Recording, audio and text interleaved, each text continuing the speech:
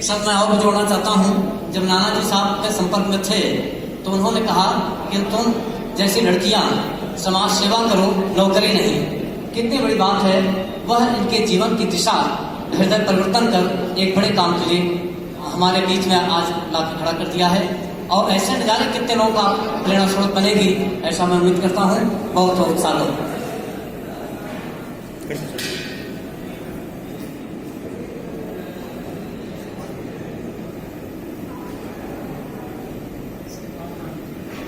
यह सभागार में उपस्थित सभी बंधु भगिनियों का मैं हृदयपूर्वक आभार व्यक्त करती हूँ एवं बहुत बहुत बहुत धन्यवाद देती हूँ, क्योंकि आप ही लोग हैं जो सामाजिक क्षेत्र में काम करने वाले प्रत्येक बंधु भगिनियों को आप लोग आगे बढ़ाते हैं।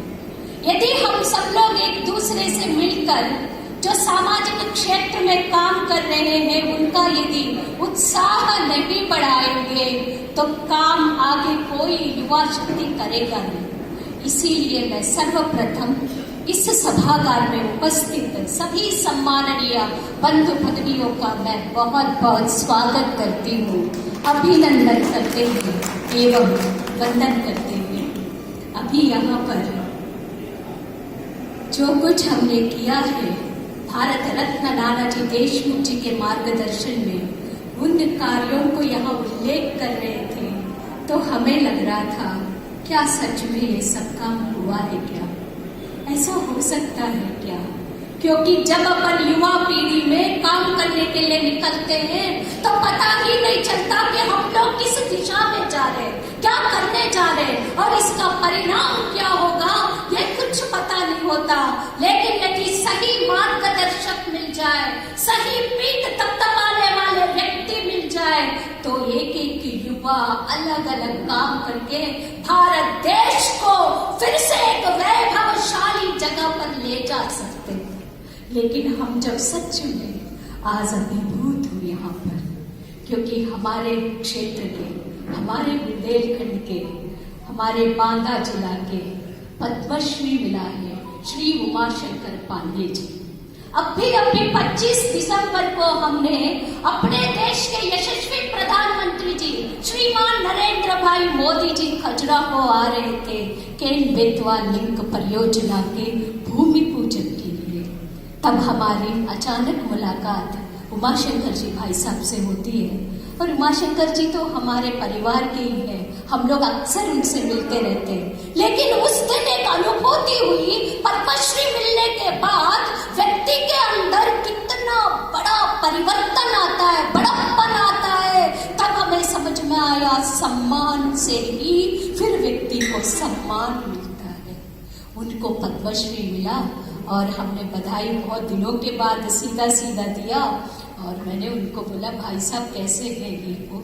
तुरंत उन्होंने हमसे बात नहीं किया, उन्होंने अतुल जी भाई साहब को फोन लगाया। हमें पता नहीं वो क्या बात कर रहे, वो कुछ ऐसे बात कर रहे थे। तो अतुल जी को इतना भर मुझे सुनाई दिया, जो कार्यक्रम आप कर रहे हो उसमें नंदिता को बुला लो, नंदिता दीदी हमारी बहुत काम करती है, बुला लो। मैं क्यों बोल रही हूँ? क्योंकि दुनिया में आपस में द्वेष बढ़ रहा है, कलह बढ़ रहे हैं, लड़ाई झगड़े बढ़ रहे हैं, एक दूसरे का चेहरा देखना नहीं चाहते लोग चाहते हैं हम आगे बढ़ जाए, हमारा नाम हो जाए, हमें हम दिखे, मैं दिखूं। ये जो परंपरा तोड़ते हैं, जिनको सम्मान मिलता है, जो सामाजिक कार्य करते हैं, वो क्या सोचते हम लोग बढ़ते जाए, साथ बढ़े, एक साथ बढ़े, सबका सम्मान मिले, सबका नाम हो, सभी व्यक्ति खुशहाली का जीवन व्यतीत करें। सर्वे भवन्तु सुखिनः की बात सिर्फ सामाजिक क्षेत्र में काम करने वाले बंधु भगिनियों में होता है, नहीं तो उमाशंकर जी को क्या जरूरत थी मेरा नाम लेने का। लेकिन ये बड़प्पन है, मैं उनका भी साधुवाद देती हूँ, धन्यवाद देती हूँ। आप लोगों से भी यही निवेदन करती हूँ, उम्र में मैं छोटी हूँ आप सबसे, लेकिन बच्चों से भी मैं निवेदन करती हूँ, प्यारे बच्चे आप लोग यहाँ पर बेतवा नदी के बारे में भाषण प्रतियोगिता के अंतर्गत बहुत सुंदर आप लोगों ने बात किया। हम जब आए तो हमें सिर्फ एक बेटी का सुनने को मिला था। आप लोग जिस ढंग से भाषण दे रहे हो, अपनी वक्तृत्व कला को और मजबूत करिए, खूब अच्छे से रहिए, किसी से लड़ाई झगड़ा मत करिए, पढ़ाई में भी अव्वल हो, घर के कार्य में भी अव्वल हो, स्कूल जा रहे हैं तो अपनी चाल चलन में भी आप अव्वल हो, अपनी रहन सहन में आप अव्वल हो, अपनी दादी नानी काकी चाची मामी जो भी लोग हैं वो रिश्ते निभाने में भी आप अव्वल हो, तब अपनी बेटवा माता खुश हो जाएंगे। क्योंकि नदी लोगों को जोड़ती है, नदी कभी लोगों को तोड़ती नहीं है। इसीलिए आप सब लोगों के लिए मुझे ऐसा लग रहा है। मैं छोटी सी एक कबीरदास जी का कल मैं जब देख रही थी, अभी भाई साहब ने बोला है ना, आंध्र प्रदेश में जन्मी है, चित्रकूट में काम की, मध्य प्रदेश में मेरी शादी हुई, डॉक्टर पाठक जी से नाना जी ने कराया था। ये सब कहीं ना कहीं भगवान की रचनाएं होती है। तो हमें ऐसा लगा जब कबीरदास जी का मेरे को याद आया था एक छोटा सा, जल में बसे कमोदनी चंदा बसे आकाश, जल में बसे कमोदिनी चंदा बसे आकाश, जो है जाको भावना सोग तारे के पास। आप लोग जल के काम कर रहे हैं तो इसीलिए उमा शंकर जी भाई साहब आपको मिलते हैं। उमा शंकर जी भाई साहब को लगता है जल के क्षेत्र में काम करने वाले लोगों को और जोड़ना है। तो कोई ये नहीं है कहाँ का चंदा, कहाँ का आकाश, कहाँ का पानी, हम सब लोग मिलते रहते। ऐसे ही हम सब लोग मिलजुल कर जब काम करेंगे तो अपनी विदिशा का नाम भी आप लोगों को पता ही है, क्योंकि यही से कई रास्ते निकलते हैं। इसीलिए इसको जो है अपने को विदिशा का नाम पड़ा है, विविध दिशा अन्यत्र इति विदिशा। यही से हम लोग चाहते हैं हम लोग पूरी भारत देश को अन्यत्र चीजों में रास्ते दिखाए। नदी की संरक्षण संवर्धन के बारे में यदि कोई दिशा चाहिए तो वो अपनी विदिशा से मिले। शिक्षा के क्षेत्र में कोई यदि अभिनव प्रयोगों की रचना चाहिए तो वो अपनी विदिशा से मिले। सामाजिक क्षेत्र में काम करने वालों की पराकाष्ठा यदि देखना है तो वो अपनी विदिशा से मिले। और एक प्यार मोहब्बत की भी यदि पराकाष्ठा देखना हो तो अपनी विदिशा से मिले। क्योंकि मेरे रहने की व्यवस्था हमारे अतुल भाई जी ने, हमारे राजकुमार जी भाई साहब ने और हमारे अशोक जी भाई साहब ने सोचा सर्किट हाउस में रुकवा देते हैं। क्योंकि सबको ऐसा लगता है थक के आते हैं तो आराम से सो जाएंगे, लेकिन विदिशा की धरती में ऐसे डॉक्टर साहब भी रहते हैं, गर्ग जी और उनका परिवार। और अपने अतुल जी को कहा, अरे भाई वो तो अतिथि है, अतिथि को सर्किट हाउस में रुकवाएंगे, होटल में रुकवाएंगे तो ठीक नहीं होता। बच्चे यही सीखने वाली बातें हैं। सर्किट हाउस भी बहुत सुंदर है, मैं भी गई थी हमारी महिला मोर्चा की बहनों से मिलने के लिए, लेकिन सर्किट हाउस में रुकती तो मुझे उस परिवार की कुसुम भाभी से न परिचय होता, न बहू से मिल पाती, न बेटे से मिल पाती, और घर की व्यवस्थाओं को ना हम देख पाते। और एक और विषय भी मैं आप लोगों को बताना चाहती हूँ। आजकल मातृशक्ति थोड़ा बहुत क्या नौकरियां करने लगे, 4 पैसा क्या कमाने लगे, या कौन बनेगा करोड़पति में जाकर थोड़ा बहुत क्या लाखों की पैसा कमा लिया तो कहती है तुम सब्जी काटो हम रोटी बनाएंगे, तुम रोटी का आटा लगाओ तो हम पराठा बनाएंगे।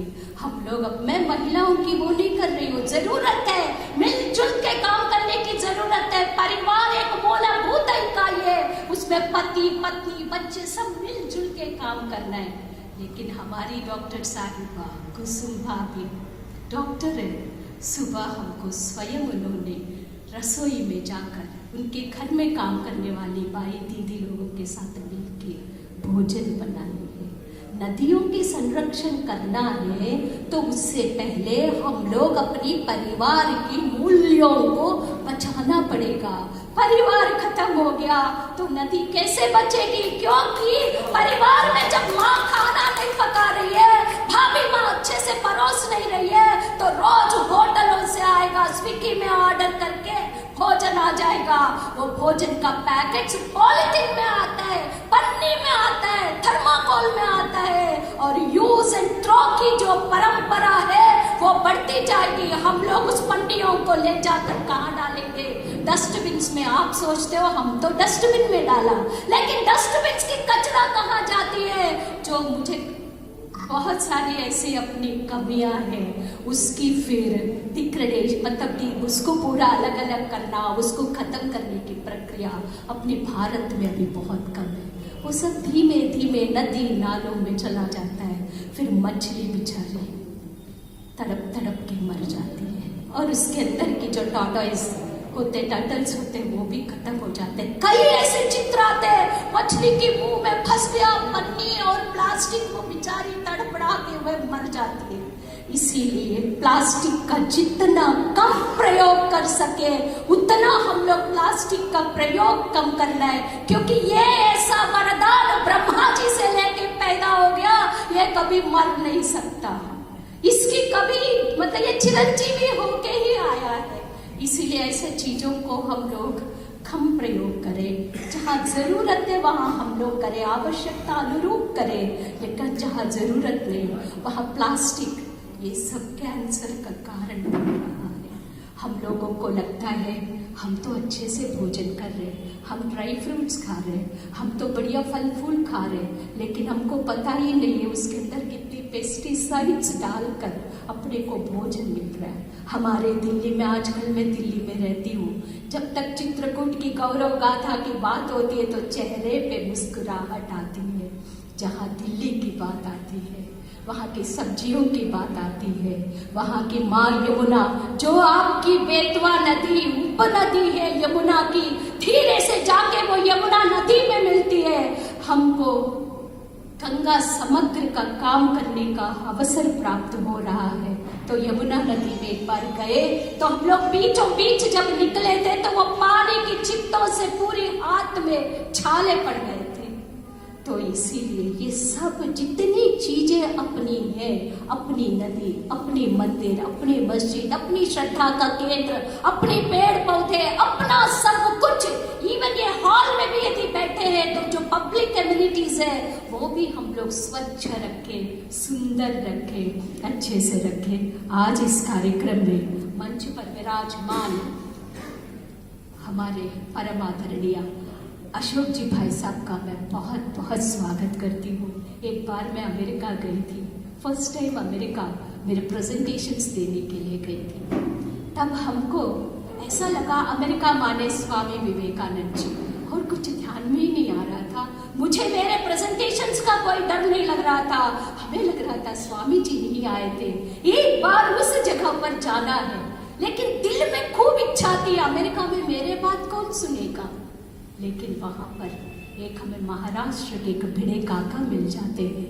वो मुझे कहते हैं, नंदिता मैं तुमको विवेकानंद जी जहाँ आए थे स्वामी जी वहां मैं ले जाऊंगा। और दौड़ा दौड़ा कर, मेरी फ्लाइट का टाइम हो रहा है, लेकिन मुझे ले जाते, वहां पर खड़ा करते हैं, फोटो खींचते, परमिशन लेते, सब कुछ करते। तो आज हमने अशोक जी भाई साहब को जब हमको दौड़ा दौड़ा कर आपका विदिशा का दर्शन करा रहे थे, तब हमने सोचा कोई चीज भी यदि संरक्षित रखना है और अपनी परंपराओं को आगे बढ़ाना है तो अशोक जी भाई साहब जैसे लोगों की सख्त जरूरत है। क्योंकि हम लोग अपनी तारीफ खुद करना चाहिए। हमारे स्थान का बल के बारे में हम लोगों को खुद बखान करनी चाहिए। अपनी विदिशा में ये हो रहा है, हमारी विदिशा में ये है, हमारा विदिशा ये है। इसके साथ साथ जो कमियां हैं सही व्यक्ति के सामने सही समय पर रखना है। अपनी ही बुराइयां हम लोग यदि सबके सामने करेंगे तो अपना क्षेत्र का गौरव कम हो जाता है। आज मैं अशोक जी भाई साहब को बहुत बहुत प्रणाम करती हूँ। आप खूब इसी तरह युवा वर्ग को समझाते रहिएगा, बताते रहिएगा, खमियां कहाँ है, अच्छाइयाँ क्या है, दोनों आप बताइएगा। आपका मैं बहुत बहुत स्वागत करती हूँ, अभिनंदन करते माननीय CL गोयल जी भाई साहब का भी मैं बहुत बहुत स्वागत करती हूँ। आप चित्रकूट से संबंधित हैं। हमारे चित्रकूट में आँखों का सबसे बड़ा अस्पताल है, उसके बारे में आपको पूरी जानकारी आप जानते रहते हैं। आपका भी हृदयपूर्वक स्वागत। और हितेंद्र जी भाई साहब का भी मैं बहुत बहुत स्वागत करती हूँ। प्रातः काल मैं ट्रेन से जब आ रही थी, हमें खुद पता है सुबह उठना, ट्रेन पर आना, लोगों को लेना बहुत कष्टकारी होता है, लेकिन ये विदिशा की परंपरा है। अतुल जी भाई साहब आए, हितेंद्र जी आए, राजकुमार जी आए और हमारे सुदर्शन जी भैया आए और आप सब लोग आए। आपका मैं बहुत बहुत स्वागत, अभिनंदन एवं वंदन करते हैं। हमारे सम्मुख उपस्थित कुसुम भाभी का मैं बहुत बहुत स्वागत करती हूँ। भाभी आपके मार्गदर्शन में और भी बहनें इसी तरह परिवार के मूल्यों को समझते हुए आगे बढ़े, खूब वो व्यवसाय में आगे रहे, लेकिन घर को न छोड़े। घर की दरवाजे हमेशा हम सब बहनों के लिए खुला रहे। मायका हो, ससुराल हो, दोनों में नाम हम लोगों का हो। कोई कहे कि नंदिता उसकी सास की बड़ी प्यारी बहू है, तो गर्व से हमारा सीना अच्छा हो जाता है। ऐसे कुसुम भाभी को उनकी सास भी खूब प्यार करती थी, तो आपकी सास भी आप लोग को खूब प्यार करें, तभी मिलता है। आप अपनी सास को भी माँ समझें, तभी वो अपने को प्यार करती है। कुसुम भाभी का, हमारी प्यारी सुमन जी, देखिए सबके जीवन में कठिनाइयाँ बहुत आता है, लेकिन कठिनाइयों को दूर करने के लिए परिवार वालों का यदि सपोर्ट है, हर मुश्किल घड़ी में हम लोग आगे बढ़ सकते हैं। ऐसे हमारे सुमन जी के लिए जोरदार तालियों से आप लोग स्वागत करिएगा, अभिनंदन करिएगा, क्योंकि वो नए जीवन में फिर से प्रवेश करके नए उत्साह के साथ काम में लगी हुई है। हमारे भैया है सुदर्शन जी, वो खुद के कॉलेजेस और सामाजिक कार्य करता है, प्रातःकाल से मेरे साथ है। भैया आपका भी मैं बहुत बहुत स्वागत करती हूँ। नदियों को हम लोगों ने माँ माना है। आज एक छोटा सा विषय बताकर मैं अपनी बात को समाप्त करती हूँ। नदियों को हम लोग माँ कहते हैं। आज मेरी माँ, खुद की माँ, बहुत बीमार है, वो बिस्तर पर है, और माँ के लिए कभी मैं जाती हूँ, कभी मेरे पतिदेव जाते, कभी उनके बेटे आते, कभी उनकी बहू आती है, कभी उनकी दूसरी बेटी आती है, कभी हमेशा उनका पति उनका काम करते। जब वो माँ एक्टिव थी, वो खुद बैडमिंटन खेलती थी, क्लब्स में उनका नंबर 1 आता था, और घर का काम करती थी, बाहर का काम करती थी, बहुत ही अच्छे से मेरी मम्मी सब काम करती थी। तब हम लोग माँ को कहते थे, माँ ये तो गंदा हो गया, यूनिफॉर्म तुम धो डालो, ये टॉवेल तुम कर दो, ये घर का काम तुम कर दो। तब मेरी माँ कभी चू नहीं करी, बेचारी करती चली गई, घर परिवार संसार को देखती चली गई। लेकिन आज माँ की स्थिति क्षीणहीन है, दया के पात्र बनी हुई है, तब उनको सबकी जरूरत होती है। इसी तरह अपना बेतवा नदी का भी हाल है। जब बेतवा नदी कल कल छल छल बहती थी, तब उनको आप सब लोगों की, हम सब लोगों की बेतवा उत्थान समिति की उनको कोई जरूरत नहीं था। अब लेकिन यदि सिर्फ बेतवा उत्थान समिति प्रातः काल जाकर सफाई करते, स्वच्छता करते, माँ को यदि कोई पता समझ लीजिए वो पॉलीथीन जो है कीड़ा जैसा काटता होगा तो उसको हटाते हैं। अब वो पुकार रही है कि आप सब लोग भी रोज मेरे पास थोड़ी देर के लिए आओ, मेरे पास बैठो, मेरी दर्द भरी कहानी को समझो, मेरे दर्द को दूर करो। चिल्ला रही है। अकेले व्यक्ति बहुत कुछ नहीं कर सकता, आप सब लोग, हम सब लोग मिलकर माँ की दर्द को समझ सकते। ऐसे ही गंगा जी की भी कहानी है, ऐसे ही यमुना जी की कहानी है, ऐसे ही सिंधु की कहानी है, कावेरी, कृष्णा, गोदा, सरयू नदी, सभी की यही कहानी है। आप सबसे विनम्र निवेदन करती हूँ, कृपया सप्ताह में एक दिन 1 घंटा आप लोग नदी किनारे जाइए। नदी नहीं तो हम लोग नहीं, हमारी सभ्यता नहीं, हमारी परंपराएं नहीं, सिर्फ अपने को उनके पास जाना है। आज मेरी माँ को कुछ जरूरत नहीं, वो कहती थोड़ी देर के लिए, मेरा घर का नाम शादी के पहले कौशल्या है, तो कहती कौशल्या तुम थोड़ी देर के लिए मेरे पास आओ, तो मैं यहाँ से उन्हीं के पास जाने वाली हूँ। आप लोगों से भी मैं भले उम्र में छोटी हूँ, लेकिन कृपया नदी किनारे ज़रूर जाइए। मेरी बेटी लॉ पढ़ाई करी है, बनारस में पढ़ाई करी, बहुत दिनों के बाद वो भी बनारस गई थी, तो कह रही थी माँ गंगा के किनारे जब मैं बैठी, वो कुछ और बात कहती है माँ, बहुत कुछ कहती है। एक अलग संवेदनाएं है, अलग ताकत है, माँ कह रही थी। क्योंकि नदी भी माँ है ना, ताकत देती है। आप लोग जाइए। राकेश जी भाई साहब को मैं बहुत बहुत धन्यवाद देती हूँ। आपके ऊपर हम सब लोगों की आशाएं हैं, क्योंकि नमामि गंगे का पैसा हो चाहे जो भी पैसा हो, आपके पास आएगा।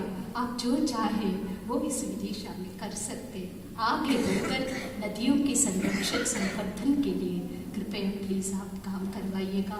आपका हृदय से आभार व्यक्त करते हैं, क्योंकि अतुल जी लोगों को कुछ मिलेगा नहीं, पर नदी किनारा अच्छा हो जाएगा तो उन लोगों को लगेगा कि कुछ अच्छा काम हो। सबको मैं बहुत बहुत धन्यवाद देती हूँ। मुझे मणिप के नाम से पुरस्कार मिला है। सम्मान बहुत बड़ी चीज होती है। काम भी करना है, ये काम को और अच्छे करने के लिए मैं भाई साहब का भी हृदयपूर्वक आभार व्यक्त करती हूँ। माँ के लिए हम सब लोग काम करें। माँ है, बोलना कुछ था, खड़े होकर दिल में जो आया वो मैं आपके सम्मुख रखी हूँ। कुल मिला के हम लोग पानी की बर्बादी ना करें, पानी को संचय करते हुए अपने जीवन को सुखमय बनाइए। बहुत बहुत बधाई देती हूँ, क्योंकि नदी न पिए कभी अपना जल, वृक्ष न खाए कभी अपना फल, अपने तन को मन को धन को देश को दे दे दान रे, वो सच्चा इंसान रे, वो सच्चा इंसान रे। इसीलिए अपने महात्मा गांधी जी ने कहा, बुरा मत देखो, बुरा मत सुनो और बुरा मत सूंघो, मैं कहती हूँ, और बुरा मत देखो। तो ये सब के लिए नदी जब अच्छा होगा, जल होगा, ये कुछ नहीं होगा। जल नहीं है तो सब गड़बड़ है। और बेतवा उत्थान शक्ति विदिशा के सभी कार्यकर्ताओं का मैं पुनः बहुत बहुत बहुत बधाई देती हूँ। यह सम्मान मेरे को अलग शक्ति देगा। बहुत बहुत धन्यवाद, बहुत बहुत आभार। बोलिए